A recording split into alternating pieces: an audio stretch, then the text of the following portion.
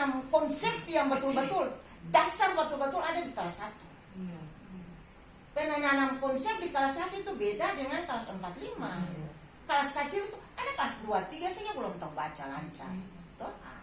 Sekarang kalau kelas 1 bisa tidak doi ikut daring begini. Anak-anak jenuh, bosan coba. Betul. Iya.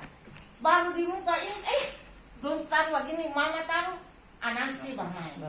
Jadi akhirnya anak nama ada tuh video, dia punya itu dia tidak aktifkan dia punya kamera, lalu cuma dia punya nama saja, padahal anaknya yang ada di depan.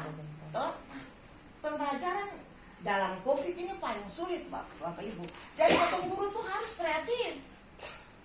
Apa yang betul bisa metode apa atau teknik apa yang bisa bikin supaya anak itu bisa tahu baca, tahu tulis. Nah, kemarin itu yang pertemuan di Lateri di Lata. Itu kan Ibu Sepdis bilang bahwa nanti pakai sip, pembelajaran pakai sip. Tapi ada perwali dulu. Perwali keluar dulu, baru ketemu bisa lakukan. Iya, nah itu masalah. Perwali keluar lah anak-anak sebodoh. Tuh Bapak Ibu tuh